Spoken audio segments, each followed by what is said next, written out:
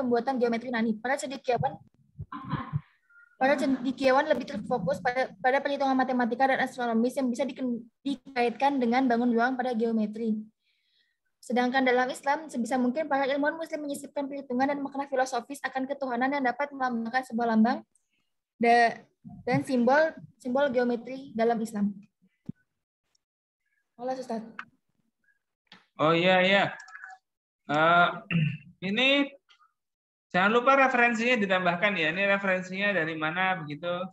Maaf, Ya. Ustaz. Dari termasuk juga kata-kata yang asing di sini bisa dijelaskan dalam footnote seperti teman kita tadi menjelaskan, ya, supaya lebih menarik, insya Allah. Ya, terima kasih. Ini siapa? Amalia ya. Oke, selanjutnya silakan.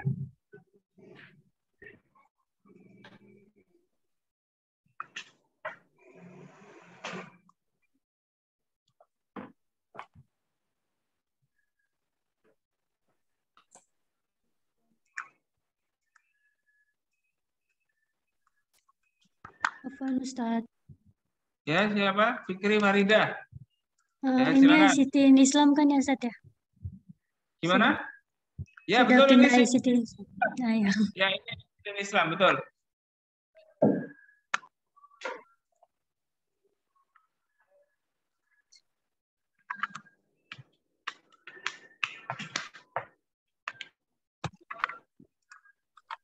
Mulai Ustaz ya. Ya, silakan. Ini dalam yang kemarin itu Antum meminta untuk menambahkan bagaimana fikih Islam itu melihat e-commerce. Jadi hari ini saya menambahkan dalam Islam itu yang terdapat beberapa kontrak atau akad mengenai transaksi jual beli. Yang saya tambahkan di sini ada 3, bai'ul salam, bai'ul istisna, dan bai'ul muajal. Yang pertama, bai'ul salam merupakan suatu perjanjian jual beli dengan pembayaran lunas di muka, sedangkan barang dikirimkan di hari kemudian setelah pembayaran selesai, seperti e-commerce pada umumnya yang ada di Shopee, Lazada, dan marketplace lainnya. Lalu yang kedua ada bai'ul istisna, merupakan suatu perjanjian di mana pembeli memberi order atau pesanan kepada penjual dan akan membayar upah atau harga barang jika pesanan telah dibuat. Jika dilihat dari ketersediaan barang ketika transaksi, maka bentuk bai'ul istisna memiliki kesamaan dengan bai'ul salam, yaitu barang belum tersedia secara konkret. Namun dalam pembayaran terdapat perbedaan pada kedua jenis akad tersebut. Bai'ul salam mengharuskan pembayaran bersifat disegerakan, sedangkan bai'ul istisna boleh ditangguhkan ataupun disegerakan, sesuai dengan kesepakatan penjual dan pembeli. Lalu yang ketiga ada bai'ul muajal, merupakan suatu perjanjian di mana pembeli dan penjual keduanya telah sepakat untuk penangguhan pembayaran. Dari uraian tersebut, e-commerce cenderung memiliki kesamaan dengan bai'ul salam jika ditinjau dari pembayaran yang sifatnya disegerakan dan penyerahan atau pengiriman barang yang sifatnya ditangguhkan. Lalu di sini juga Ana menambahkan bagaimana Islam. Gini. Terima kasih. Itu antum fokus ke tadi loh ya. Tadi akad-akad itu aja didalami dulu. Ya, seperti yang di nomor 3 itu bagus ya, transaksi e-commerce-nya itu sudah begitu. Nah, 2 nomor sebelumnya itu antum belum mencantumkan apa hubungannya dengan e-commerce itu. Ya. Nah, apakah e-commerce itu hanya bai' muajal aja, tidak ada istisna begitu? Nah, itu dia. Jadi antum masih bisa mendalami yang nomor 1 dan nomor 2 itu dihubungkan dengan e-commerce. Ada nggak bai'ul salam yang e-commerce? Jangan lupa dikasih referensi kasusnya. Itu ya. Ini referensinya masa cuma 1? Mestinya antum tambahkan lagi bai'ul salam dalam e-commerce itu apa contohnya? Mungkin ada kasus atau apa. Itu aja antum bahas itu aja. Lalu ini nanti akan kita kumpulkan, akan kita kasihkan ke teman kita yang HES misalnya. Sah apa tidak akadnya dalam bai'ul salam yang contohnya begini ini. Ya. Itu kan dalam karya-karya atau tulisan-tulisan yang ada kemungkinan disampaikan hukumnya. Gitu ya? Siap, Ustaz. Oke, terima kasih. Itu fokus di situ dulu. Nggak usah lanjut ke riba dan lain sebagainya. Ini yang penting di sini. Ya, terima kasih. Syukran, Ustaz. Ya, Fikri Farida ya. Ustaz.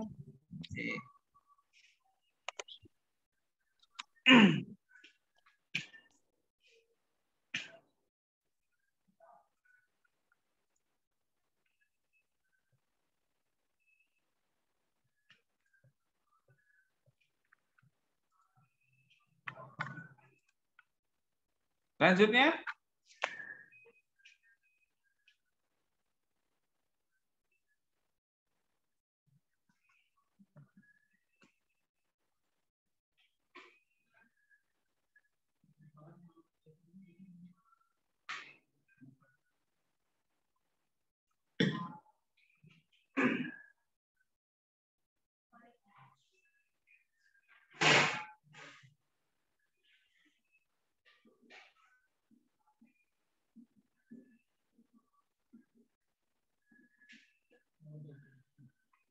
Saya telepon.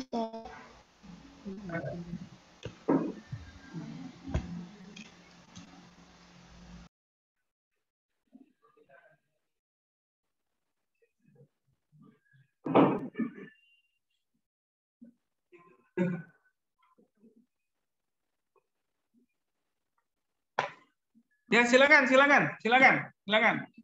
Nabila ya.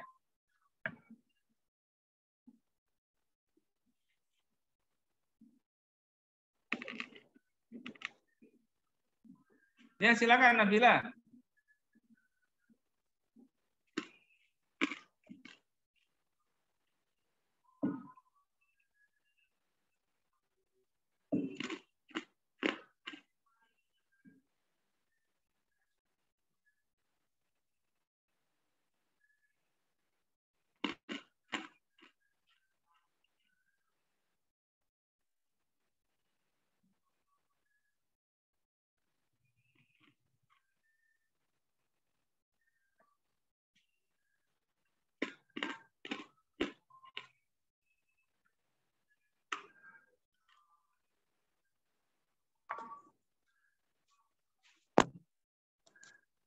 Ayo. Suaranya belum kedengaran, Nabila. Silakan, Nabila. Assalamualaikum Ustaz. Ya, waalaikumsalam.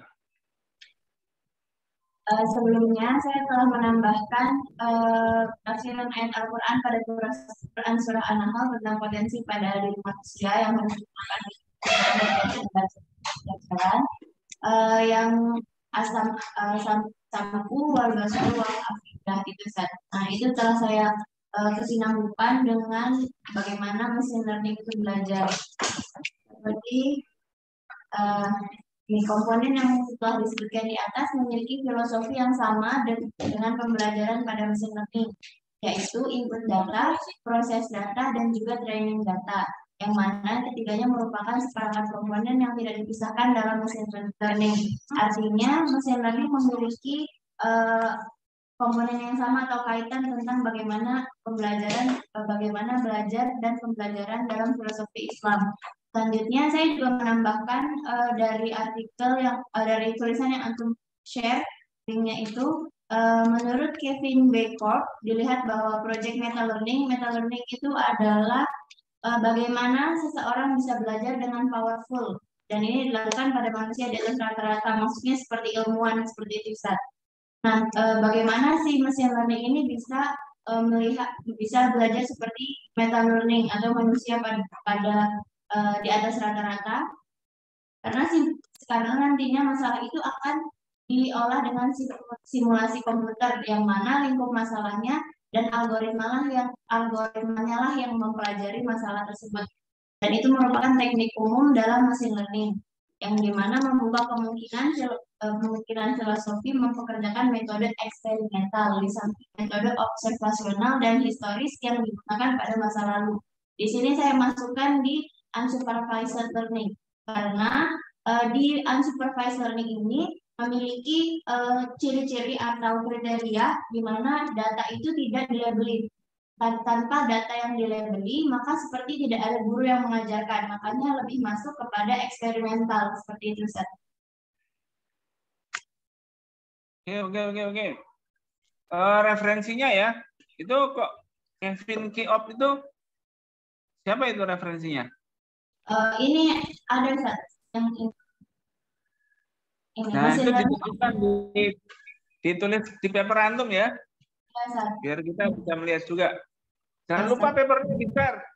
Papernya di-share di Classroom. Nah, ya itu. Oke, terima kasih. Antum fokus ke itu aja.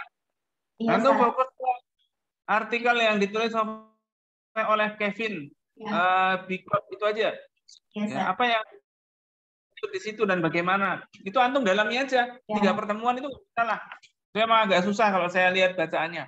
Iya. Itu ya. Iya, Ustaz. Ya, silakan antum fokus di situ aja dulu. Terima kasih. Terima kasih, Ustaz. Ya.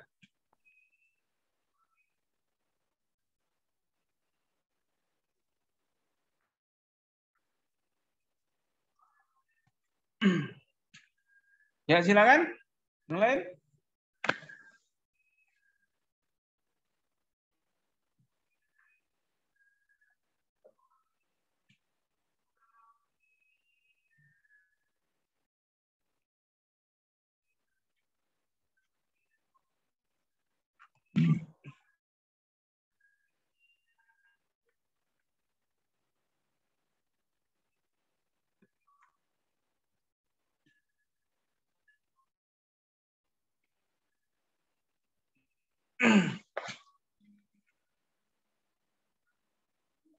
Salam. Oh, ada. Sini. Silakan. Gratis.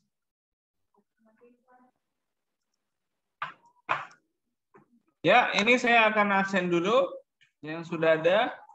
Alif Sita ada? Belum ada. Ya. Aziza? Gimana? Zoom. Alif Sita. Alif Sita. Hadir Ustaz. Iya. Makanya dengarkan.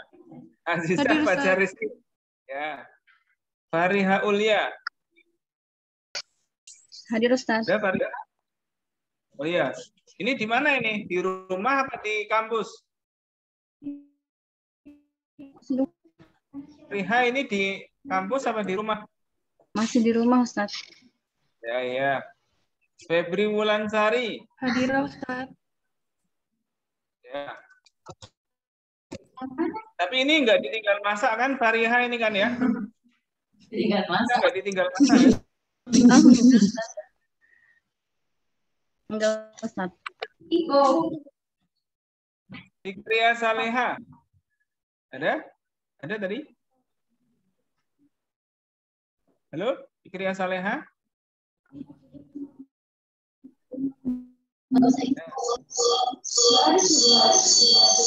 Kurin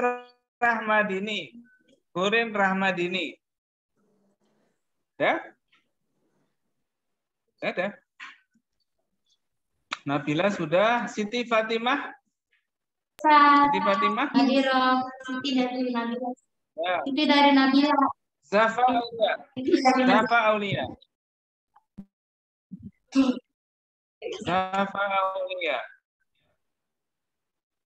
Gak ada? Adinda Robi Batul. Oh ini dia. Hadira Ustadz, Iya. dari Febri Ustadz. Febri siapa ini? Febri Wulansari Ustadz. Oh iya. Oke. Arini Husaina ada Hadir ya? Ustaz. Devi sakit. Fairiza?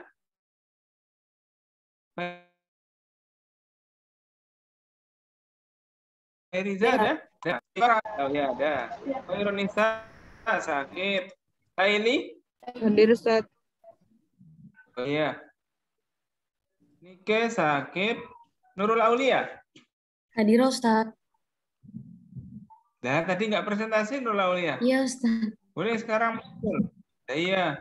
Jangan-jangan ini sedang bikin makrunah atau gimana ini ya? Sheila Zikrina. Hadir Ustaz. Ada tadi ya. Tidana Harisma. Tidana? Ada. Ya. Baik, yang belum presentasi silakan nyampaikan. Alif Sita ada sudah tadi. Belum presentasi. Aziza juga belum menyampaikan. Fariha juga belum menyampaikan. Sudah lama Fariha tidak menyampaikan sesuatu. Silakan boleh menyampaikan. Siti Fatimah boleh. Siti Fatimah boleh. Ana. Lah iya. Boleh menyampaikan.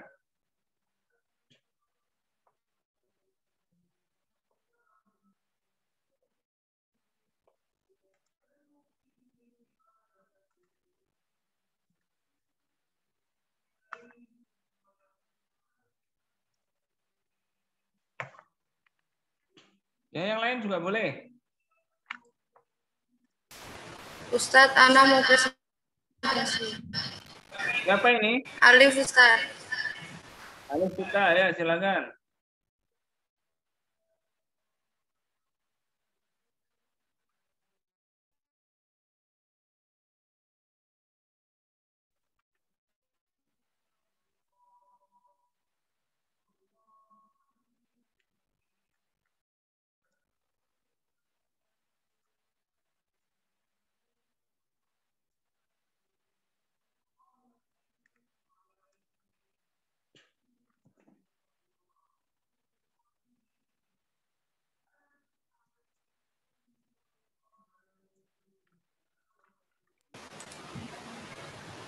Assalamualaikum warahmatullahi wabarakatuh, Ustaz.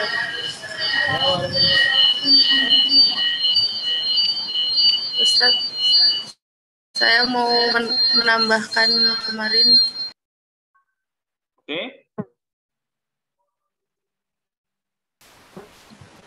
Kemarin saya menambahkan beberapa paragraf, Ustaz, di pembahasan pengertian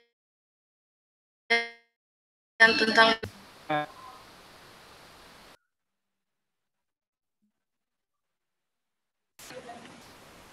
ini, Ustaz. Biometrik adalah pengukuran dan analisis statistik, karakteristik fisik dan perilaku unik orang.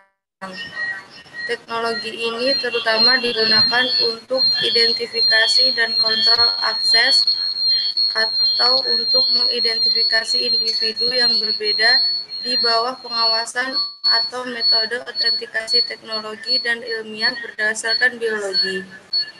Identifikasi biometrik diambil dari sebuah data atau melalui informasi real-time biologis dari seseorang, pada umumnya berbentuk DNA, face recognition, dan juga sidik jari. Dalam istilah lain, biometrik merupakan sebuah pengukuran dan penghitungan khusus dari seseorang. Pada keseharian, biometrik biasanya digunakan untuk menjaga keamanan data sebagai tahap lanjutan tingkat keamanan untuk menjaga keamanan data seseorang. Kalau Ustadz baru menambahkan segitu. Ya. Referensinya ditambahkan juga ya. Baik, Ustadz. Biometrik harus nah, cari filosofinya. Seperti tadi teman kita Nabila tadi menemukan filosofinya tentang apa tadi namanya? Ya, itu tadi apa? Machine learning. Nah, itu justru yang paling bagus dimulai dari situ. Supaya kita bisa jelas untuk menjelaskan teknik dan lainnya. Itu ya. Oke, terima kasih. Ustaz. Assalamualaikum. Waalaikumsalam.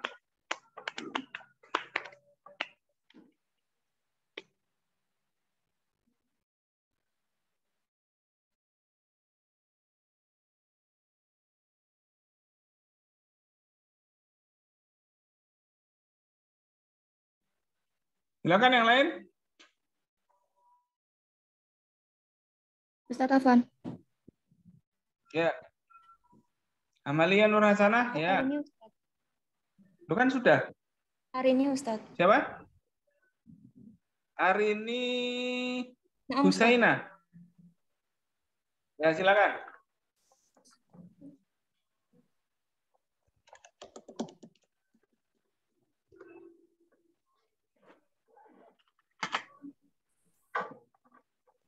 Bismillahirrahmanirrahim. Assalamualaikum warahmatullahi wabarakatuh. Waalaikumsalam. Di sini Ana akan melanjutkan pengembangan artikel yang oleh saya yang berjudul Sejarah Komputer dan Internet di Indonesia beserta institusinya. Nah, di sini Ana bakal nambahin tentang sejarah masuknya Linux di Indonesia. Ini pada era 1990-an. Belum jelas siapa yang pertama kali membawa Linux ke Indonesia. Namun yang pertama kali mengumumkan secara publik melalui Milis Paumikro ialah Paulus Suryono Adi Sumarta dari Texas, USA, yang secara akrab dipanggil Bung Yono. Ketika 1992, Bung Yono berkunjung ke Indonesia membawa distro Soft Landing System dalam beberapa keping disket. karena Linux pada distro tersebut masih revisi alpha testing dengan kemampuan dukungan jaringan yang sangat terbatas. Pada awal tahun 1990-an, kisaran harga sebuah Ethernet board ialah $500 padahal dengan kinerja yang jauh di bawah board yang sekarang bisa berharga $5. Dengan harga semahal itu dapat dimaklumi jika masih jarang ada pengembang Linux yang berkesempatan untuk mengembangkan driver Ethernet. Pada tahun 1990 merupakan tahun penuh berkah. 3 penyelenggara internet sekaligus mulai beroperasi seperti IPACnet, Indonet, dan Rednet. Pada tahun berikutnya, telah tercatat beberapa institusi organisasi mulai mengoperasikan GNU Linux sebagai production system, seperti BPPT atau MIMO BPT.go.id, Indolnet, Sustainable Development Network, dan Universitas Indonesia. Umpamanya, Sustainable Development Network Indonesia sekarang diubah menjadi Sustainable Debian Network menggunakan distribusi software kernel 1.0.9 pada mesin 486/33 MHz. Kehadiran internet di Indonesia merangsang tumbuhnya sebuah industri baru yang dimotori oleh para entrepreneur muda. Mengingat GNU atau Linux merupakan salah satu pendukung dari industri baru tersebut, tidak dapat disangkal bahwa ini merupakan faktor yang cukup menentukan perkembangan Linux di Indonesia. Selama periode 1995 sampai 1997, Linux secara perlahan mulai menyebar ke seluruh pelosok Indonesia. Ustaz. Oke. Ya, itu gitu caranya membahas secara fokus. Antum mengejar sejarah penggunaan Linux dan lain sebagainya. Ya. Antum bisa fokus ke Linux dulu, nggak masalah. Ya, bagaimana perkembangan internetnya, bagaimana kesulitan atau tantangan dan prospeknya untuk Linux itu bagaimana. Nah, itu antum kejar aja di situ. Ya, nanti soal-soal yang belum dan yang kurang nanti akan disempurnakan oleh adik kelas antum yang lain-lainnya setelah antum ini. Baik, terima kasih. Siapa tadi ini? Hari ini, Ustaz. Amalia. Hari ini, oh iya. Hari ini Husainah. Ya. Kurang, Ustaz. Ya. Masih banyak yang belum. Aziza. Telepon. Iya. Ya. Di mana? Telepon. Anda mau presentasi, ya. Ustaz. Silakan.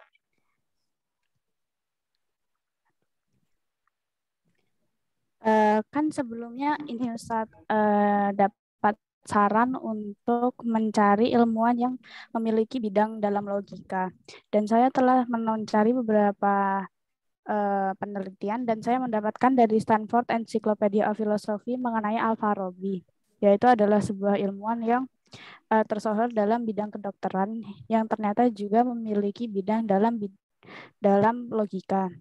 Dan di sini Al-Farabi mengatakan bahwa logika adalah bahasa yang dapat mengekspresikan segala yang ada di dalam universal itu.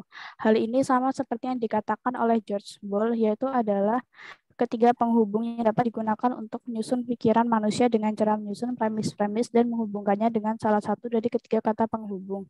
Hal ini memiliki kalimat yang sama, yang kurang lebih persis dengan apa yang Al-Farabi katakan mengenai logika, yaitu adalah jenis tata bahasa yang universal yang berikan kaedah atau aturan yang harus diikuti guna berpikir secara benar dalam bahasa apapun.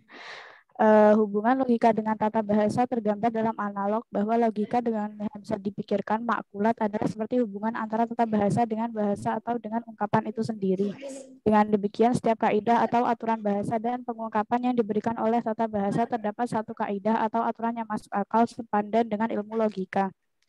Dan kita lihat dalam Al-Farabi, yaitu adalah beliau telah menulis begitu banyak buku mengenai logika, yaitu adalah diantaranya adalah Fadilatul Ulum wa Sinaat, yang di dalamnya terdapat hierarki ilmu atas 3 hal, yaitu adalah kemuliaan atas materinya, kedalaman buktinya, dan besarnya manfaat.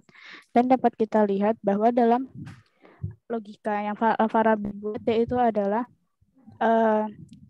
Al-Farabi telah mengkaji buku-buku dari para filosofi terdahulu seperti milik Aristoteles yang berjudul Ornagon. Dan di sini juga Al-Farabi telah telah membaca beberapa karangan kajian Arab milik Ibnu Al-Muqaffa dan juga Al-Kindi dan juga Lamir dan beberapa milik Al-Wazir, yaitu adalah beberapa sumber dari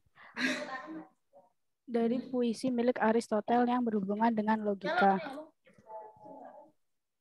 Dan karangan yang telah Al-Farabi buat dalam bahasa masalah logika dan bahasa telah dikaji dalam waktu 200 tahun setelah kematiannya, yaitu adalah beberapa ilmuwan yang mengkaji karya Al-Farabi, yaitu adalah Ibnu Bajjah atau Avempage, Ibnu Sina, Avicenna, Al-Ghazali, dan juga Ibnu Rushdi atau Averroes. Beliau juga salah satu orang yang memiliki peran besar dalam beberapa Golden Age dalam agama Yahudi. Hal ini termasuk dalam Maimonides, yaitu adalah tulisan Latin yang diketahui Al-Farabius atau Abu Nasr. Hal ini juga dapat dilihat dalam Scholastic Statement of Determinism, Poetic Argument, dan juga beberapa klasifikasi sains yang juga sehingga sampai saat ini dapat kita lihat sampai sekarang. Holastat. Ya. Terima kasih. Nah, itu jangan lupa dimasukkan ke ringkasan dan dituliskan. Khususnya tadi bahwa kontribusi ilmuwan Muslim selain Al-Khwarizmi ya. Al-Khwarizmi kan menyusun logika itu dalam bentuk matematika. Nah, dan matematika itu sangat erat hubungannya dengan logika. Nah, di sini yang perlu antum tekankan dari logika-logika kuno itu bagaimana dan pengaruhnya zaman sekarang. Nah, itu sudah salah satunya antum jelaskan dalam Al-Farabi. Ya. Nah, nanti antum bisa membahas ya pada Al-Khwarizmi ini. Saya tadi antum kemarin bicara tentang logika komputasi. Kalau antum mendalami logika komputasi, coba dilihat logika komputasi itu basisnya apa. Ya, di situ nanti bisa dihubungkan dengan logika-logika yang digagas oleh ilmuwan Muslim pada masa itu. Oke, terima kasih. Terima kasih. Silakan dilanjutkan. Ya. Afan Ustadz. Ya, silakan. Ana.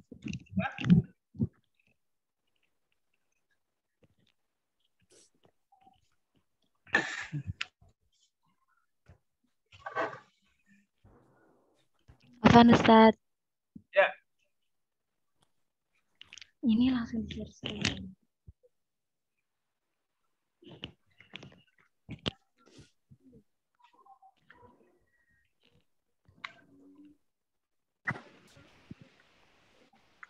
Mana ya?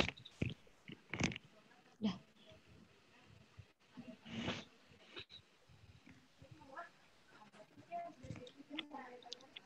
Afan Ustadz, Ana mau menambahkan. Ya, silakan. Di sini Ana mau menambahkan investigasi forensik dalam Islam.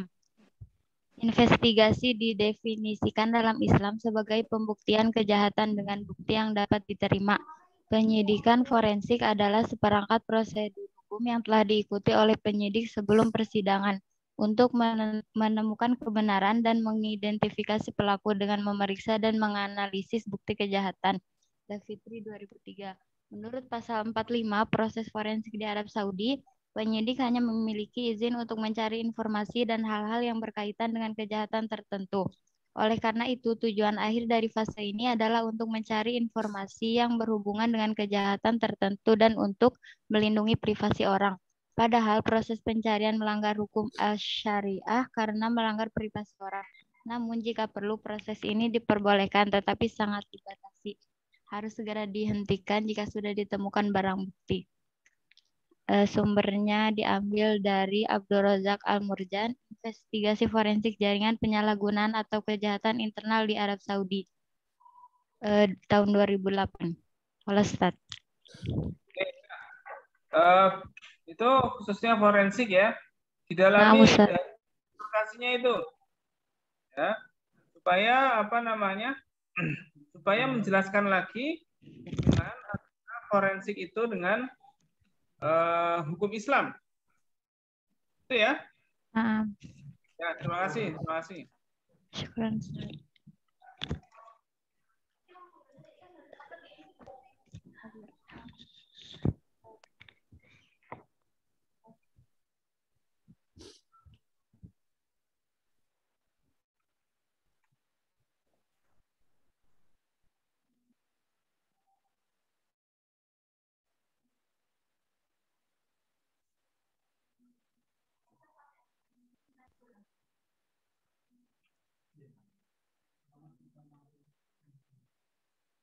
Ya, selanjutnya.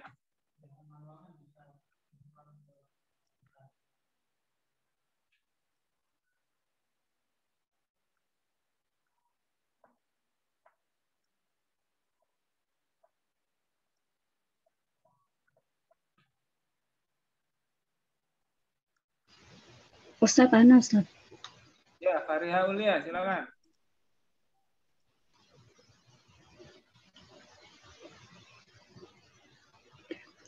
Di sini Ana mengambil punyanya Uti Nadia, gimana tentang big data. Nah, di sini Ana ingin menambahkan sedikit mengenai big data untuk bisnis. Nah, di sini big data dapat digunakan untuk berbagai aktivitas bisnis, mulai dari pengalaman pelanggan hingga analisis.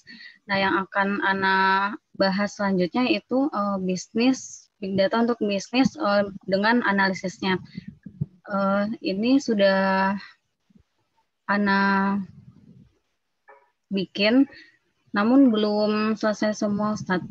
Di sini ada pendahuluannya. Yang pertama, paragraf pertama yaitu Indonesia mempunyai daya yang besar dalam mengembangkan teknologi, terutama dengan internet.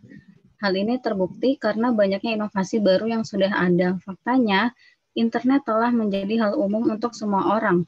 Kecepatan informasi yang didapat seperti mengalami lompatan dan membawa banyak manfaat bagi para penggunanya. Dalam revolusi 4.0 merupakan sebuah era digitalisasi yang juga menekankan pada pola digital ekonomi. Sebuah era yang baru dengan adanya ketersediaan data sosial terekam secara digital. Hal ini juga menjadi banyaknya data yang berlimpah, maka untuk menyatukan seluruh data yang ada, terdapatlah hal ini mengarah pada big data. Big data membuka peluang untuk menetapkan strategi bisnis. Dalam hal ini membuat inovasi, memproses, menganalisis, juga menyimpan data. Dalam hal ini, big data mampu mengolah dan memanfaatkan isi data dalam volume yang besar. Menurut Cresvania, tahun 2017 menyatakan bahwa big data yang diimplementasikan oleh perusahaan besar umumnya digunakan secara multifungsi. Dengan implementasi ini, analisa baru digunakan untuk suatu kepentingan tanpa mengubah infrastruktur yang sudah mereka bangun, yang sudah mereka bentuk secara signifikan. Namun, bagi perusahaan menengah atau small medium enterprise, mereka mengimplementasi big data ini untuk menganalisis suatu keperluan tertentu secara spesifik atau terperinci. Para praktisi yang melakukan studi tentang big data analisis menekankan perlu adanya memahami bagaimana, mengapa, dan kapan aplikasi big data analisis dapat menjadi sumber yang berharga bagi perusahaan untuk mendapat keunggulan kompetitif. Itu saja, Ustaz. Ya, oke. Tentang big data tadi, itu antum fokusnya pada apa tadi? Analisis data atau pada pengumpulan data atau pada etikanya? Analisisnya, Ustaz. Ya, jadi model-model analisis data dalam big data itu? Iya, terhadap perkembangan bisnis Islamnya, Ustaz. Ya, silakan. Itu didalami ya nanti ya. Terus antum juga bisa melihat apakah ada aplikasi-aplikasi Islam atau aplikasi-aplikasi yang non-Muslim, dalam arti ya kita kan ya Facebook dan lain sebagainya milik non-Muslim, tapi mereka itu mengambil data orang Islam untuk dimanfaatkan dari segi bisnis mereka. Bagus sekali kalau antum bisa mendapatkan datanya, sehingga orang Muslim ada yang tergerak untuk berwirausaha melalui model melalui data yang ada ini. Karena potensi umat Islam ini ternyata banyak keluar untuk orang non-Muslim. Contohnya seperti itu. Itu ya. Terima kasih. Terima kasih. Oke, baik Ustaz. Syukran Ya, Ustaz. Fariha ya.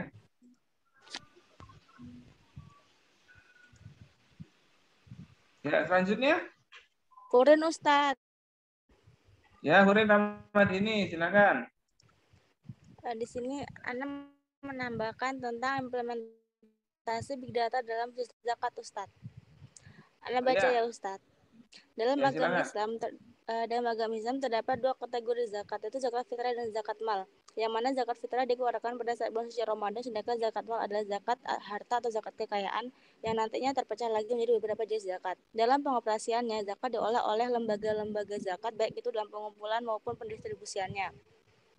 Oleh karena tugas mengelola dan mendistribusikan zakat kepada orang yang berhak merupakan tugas yang berat dan harus dengan kehati-hatian, maka pengimplementasian Big Data dalam sistem pengelolaan zakat sangat dibutuhkan guna menghindari pemalsuan data untuk meningkatkan kinerja zakat lebih jauh. Udah Ustadz. Ini antum belum ditulis ya ringkasannya ya? Singkat belum, sekali Ustaz. ini, padat. Ya. Oke. Segera ditulis ya. Nah, Ustadz. Ya, saya tunggu.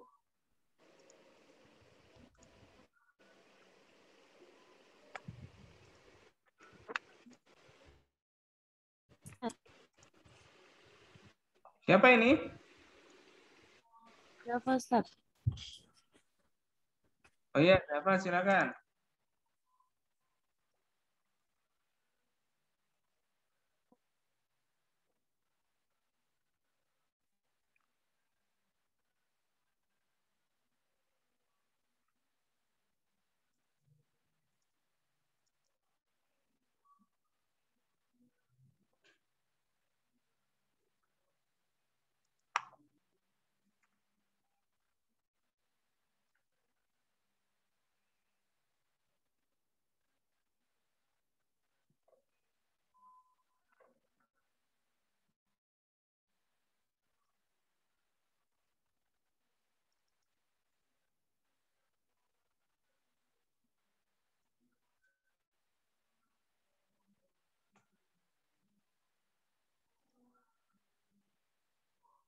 Loh, ya sudah kelihatan. Silakan.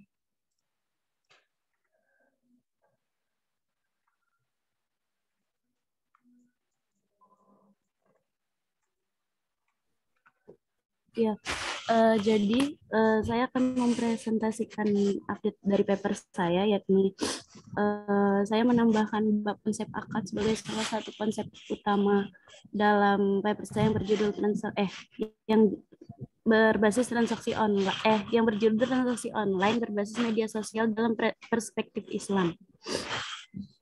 Fokus saya itu perbedaan antara bisnis daring dengan bisnis luring yang yaitu proses transaksi akad dan media utama dalam proses tersebut. Akad adalah ikatan antara ijab dan kabul yang menunjukkan adanya kerelaan pihak dan memunculkan akibat hukum terhadap objek yang diakadkan tersebut. Nah, di sini saya juga membahas tentang konsep akad yang mana juga berarti salah satu cara untuk memperoleh harta menurut syariat Islam dalam kehidupan sehari-hari. Ini Ustaz. Akad sendiri berasal dari bahasa al-akad yang artinya perikatan, perjanjian, dan pemufakatan. Semua perikatan atau transaksi yang dilakukan oleh dua belah pihak atau liat. Di sini saya akan meneliti lebih lanjut apakah transaksi online itu sudah sesuai dengan akad atau belum, Ustaz. Insya Allah ada kawan, Ustaz. Ya, ini tadi antum kan fokus pada apa? Java ya? Iya, Java.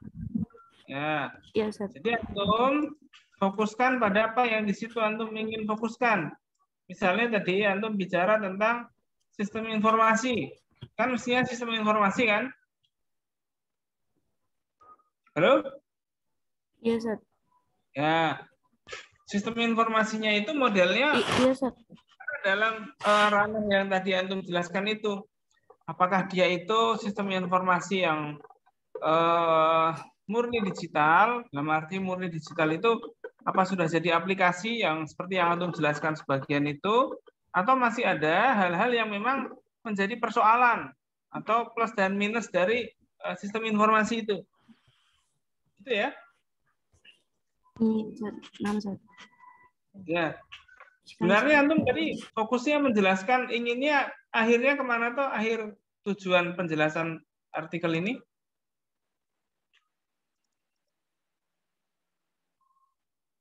Tujuan akhirnya menambahkan apa? Ini Ustaz, apa namanya, fokus masalahnya satu, kualitas barang yang dijual, itu fokus masalah transaksi online. Ini Ustaz, apakah jual beli online ini udah berbasis media sosial, sudah memenuhi rukun akad dalam aturan syariah? Terus Anda juga mau cari rukun akad yang dapat diadopsi dalam transaksi online, kekurangan dan kelebihan jual beli online, sama media sosial yang biasa dimanfaatkan untuk jual beli online itu boleh atau enggak lewat media sosial atau melalui platform e-commerce gitu. Antum tadi ngikutin presentasinya e-commerce punya siapa tadi ya? Punya teman kita tadi. Antum ngikutin nggak tadi presentasinya e-commerce? Punyanya Fikri Farida. Ngikutin nggak tadi? Oh, belum join kayaknya. Belum iya, nanti lihat lagi ya. Itu e-commerce-nya biar dibahas oleh Fikri Farida saja. Nah, antum fokus pada model-modelnya. Soal nanti hukum-hukumnya, hukum transaksinya di situ sudah dibahas nanti oleh Fikri Farida. Gitu ya. Nah, jadi gitu maksud saya. Jadi antum fokus pada model-modelnya dan juga tadi aplikasi-aplikasinya ini masih sudah manual atau emang masih memiliki unsur plus dan minusnya. Jadi bukan akadnya dan hukumnya itu dibahas oleh Fikri Farida. Gitu ya. Oke, ini yang sudah mengangkat tangan Fikriya Saleha, lalu Adinda. Fikriya Saleha dulu, silakan.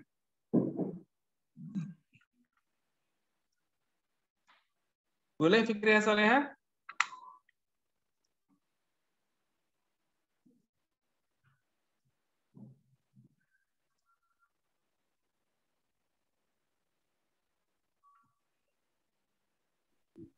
Assalamualaikum Ustadz. Ya, waalaikumsalam. Oke, langsung saja. Di sini Ana ingin menambah artikel dari Ukti Rahmadiah Syirak tentang nuklir, sejarah pemanfaatan dan penggunaan teknologi nuklir.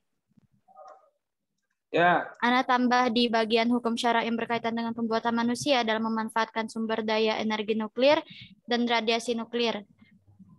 Nuklir memanglah sebuah benda, yang mana kita tahu bahwa adanya suatu benda tersebut berarti juga ada yang menciptakannya. Allah Subhanahu wa Ta'ala sejatinya memang telah mengizinkan manusia untuk memanfaatkan ciptaan lainnya, seperti benda-benda yang ada di bumi, salah satunya nuklir ini. Namun dengan kata lain, memanfaatkannya untuk tujuan kebaikan, bukan untuk kepuasan pribadi. Maka kesimpulannya, pemanfaatan benda-benda ciptaan Allah Subhanahu wa Ta'ala tertulis dalam firman-Nya dalam Quran Surah Al-Baqarah ayat 29 yang artinya, Dialah Allah yang menciptakan segala sesuatu di bumi untuk kamu dan Dia bersemayam di langit.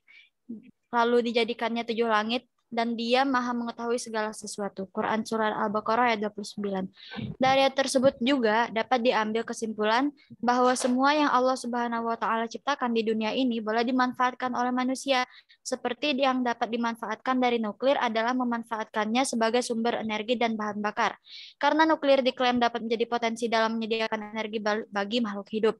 Sebab pemanfaatan nuklir sebagai energi dan bahan bakar dianggap sangat ramah lingkungan, atau dengan kata lain menghasilkan kimia karbon yang sangat sedikit ke atmosfer dan juga daya penggunaannya pun yang relatif sangat lama dan awet. Sudah. Oke. Mungkin antum dapat fatwa ulama atau ilmuwan atau khususnya ya ulama lah ya tentang nuklir. Nah, bolehlah itu antum masukkan di situ. Itu ya. Nah, Ustaz. Ya, terima kasih. Silakan yang lain. Lanjutkan. Adinda ya? Iya, Ustaz. Dinda.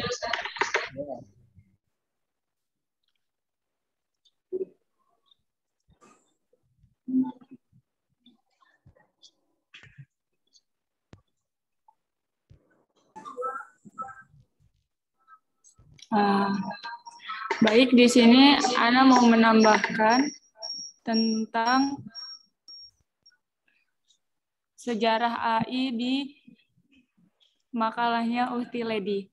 Di sini kemarin kan Ana udah menjelaskan beberapa tentang Al-Jazari, terus ini ditambahin karya Al-Jazari dan bukunya menempati posisi penting tempat dalam sejarah automata dan mekanika, mekatronika, kontrol otomatis, robotika, dan teater musik otomatis. Karya perintisnya diakui sebagian besar sejarah. Al-Jazari bukanlah inovator utama, berarti di sini ada sebelumnya yaitu sebelum kejayaan Islam. Tetapi ini bukan untuk menyiratkan bahwa dia tidak membuat inovasi seperti kesempurnaan ember tip, pompa, pengukuran baskom, dan beberapa jenis jam air. Kita juga harus menyertakan dalam inovasi yang signifikan kisah hidup para insinyur seperti Leonardo da Vinci, James Watt, dan banyak ilmuwan lain termasuk kontribusi mereka cukup terkenal. Dengan demikian, tidak ada ilmuwan Eropa tahu tentang karyanya Al-Jazari itu. Jadi perhatian substansial adalah perlu ditarik pada kemungkinan dampaknya pada generasi insinyur selanjutnya. Cukup, Ustaz. Oke.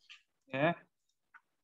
Nah, ini antum silakan difokuskan ya. Jadi ini sebenarnya sudah apa ya, katakanlah bagus sekali kalau dalam bidang Al-Jazari itu.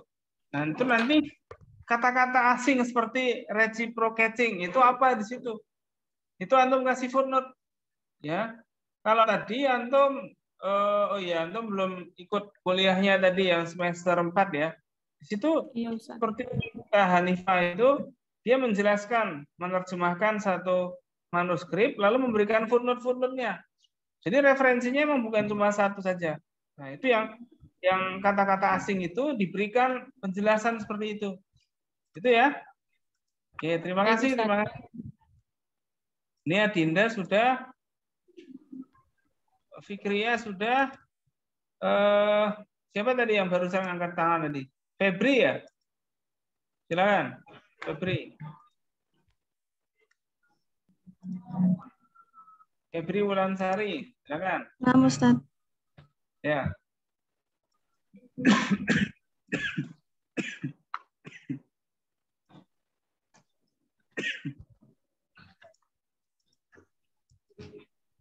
Saya di sini menambahkan mengenai kemarin antum memberikan saran mengenai pengembangan antara kecerdasan buatan dengan kecerdasan alamiah. Di sini Anda menambahkan kecerdasan alamiah dengan hukum sunatullah. Jadi kecerdasan alamiah adalah sifat pikiran yang mencakup sejumlah kemampuan seperti kemampuan menalar, merencanakan, memecahkan masalah, berpikir abstrak, memahami gagasan, menggunakan bahasa, dan belajar yang terbentuk secara alami atau biasa disebut bakat, di mana semua perbuatan dalam kecerdasan buatan atau artificial intelligence tidak dapat melebihi kecerdasan alamiah yang diciptakan oleh Allah Subhanahu wa Ta'ala. Karena algoritma pembelajaran yang mendalam dalam dunia kecerdasan buatan yang mendukung banyak alat AI paling canggih hanya secerdas data yang diberikan dalam pelatihan. Dan di sini saya menambahkan tentang hukum sunatullah atau kausalitas sebab akibat pada dasarnya telah muncul seumur dengan peradaban manusia, bahkan seusia dengan alam ini dan realitas eksistensi itu sendiri. Manusia sebagai makhluk yang berakal berupaya mencari sebab-sebab dari setiap kejadian. Dengan mengetahui sebabnya berarti memahami akar dan sumber akibat atau kejadian, sehingga seorang manusia memilih data apa yang harus digunakan untuk melatih program dalam artificial intelligence.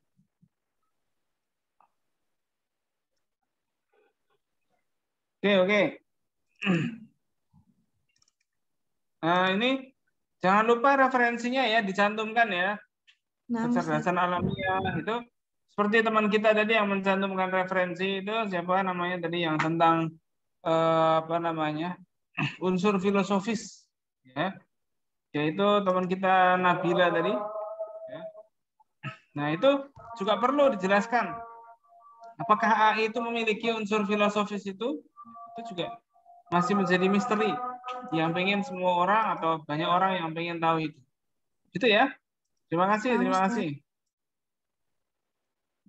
Silakan Febri Wulansari ya. Setelah ini siapa ini?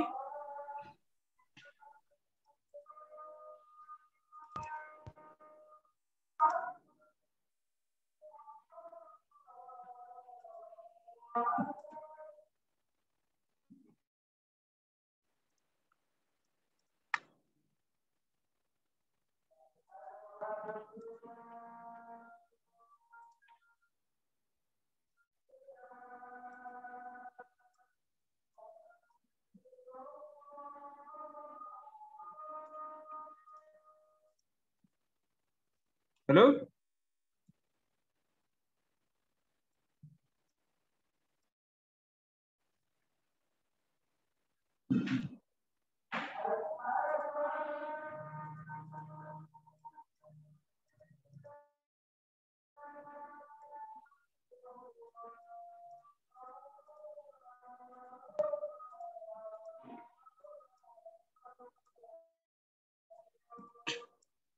Halo, halo, halo.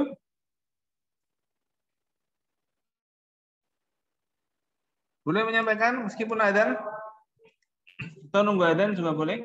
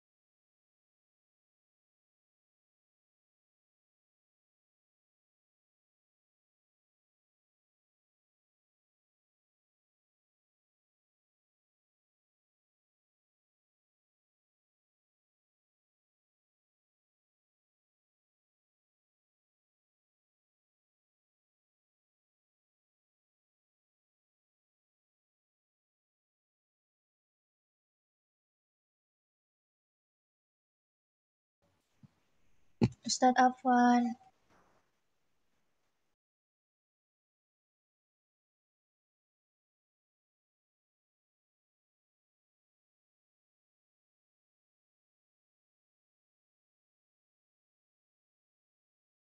Silakan siapa ini?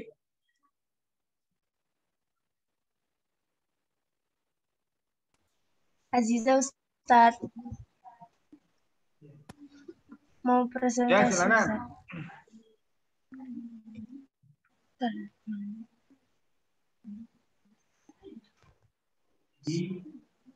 Ya.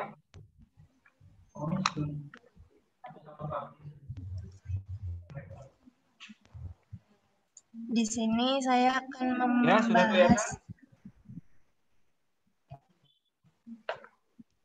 membahas judul dari Uti Fulki Rushda, yaitu keamanan dan privasi data di media sosial. Kemudian saya tambahkan sedikit dengan perspektif Islam, Ustaz.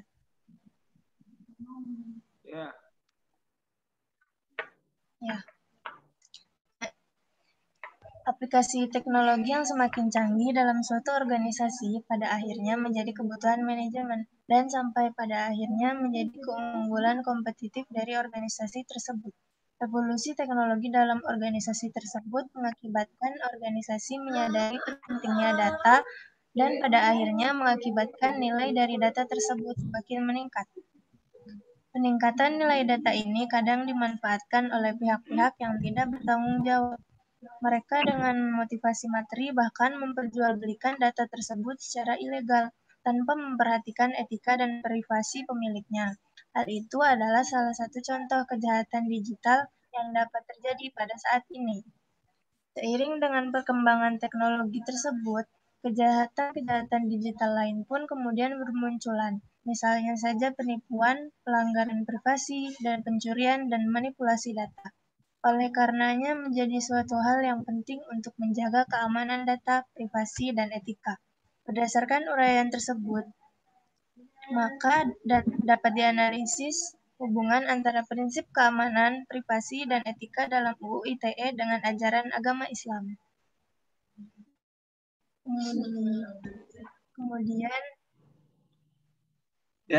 Kemudian prinsip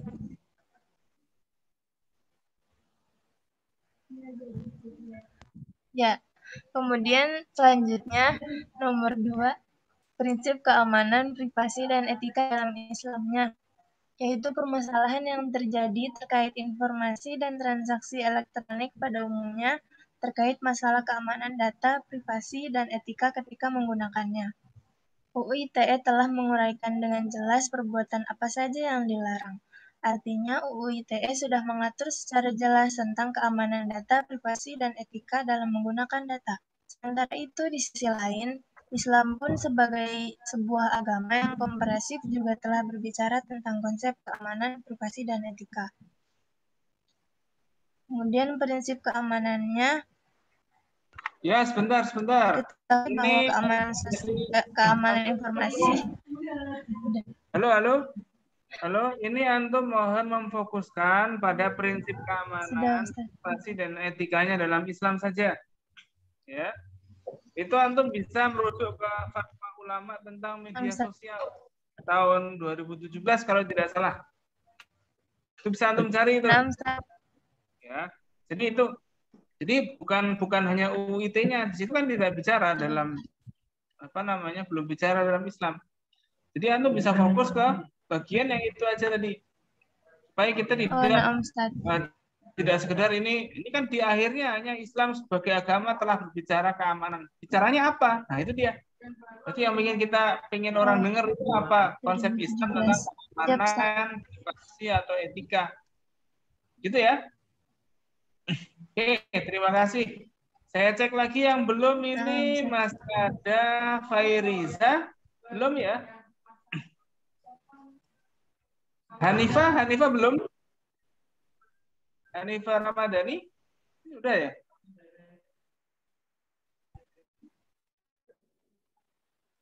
Laili belum? Nurul Aulia juga belum?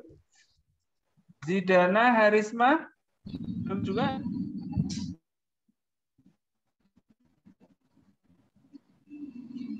Masih ada 5 menit belum koma? Ya, Ustaz. Dia mau nyampaikan, silakan.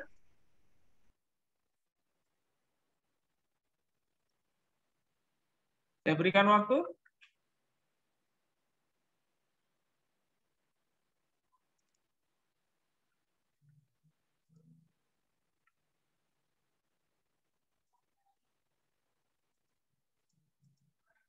Oke, kalau tidak ada ya sudah, saya tutup saja.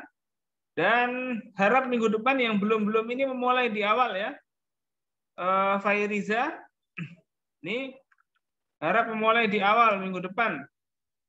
Ya. Terus juga Hanifah. Hanifah belum juga di sini. Nurul Aulia juga belum. Zidana belum. Harap minggu depan menyampaikan pertama kali tentang ini. Ya. Baik, itu saja yang ingin bicarakan pada yang berbahagia ini. Seolah tetap model kita seperti ini sampai jadi, ya. Maka nanti ketika UTS harap mengirimkan progresnya secara utuh, ya. Bukan per file gitu, enggak. Langsung dijadikan satu file, terus jadikan Google dokumen gitu, supaya kita ketika melihatnya itu mudah. Saya bisa meriksa dan bisa mengecek apa yang kurang dan saya berikan catatan untuk yang kurang. Baik, itu saja yang bisa kita bicarakan pada siang hari ini. Kita tutup dengan baca hamdalah. Alhamdulillahirabbil alamin. Assalamualaikum warahmatullahi wabarakatuh. Waalaikumsalam warahmatullahi wabarakatuh.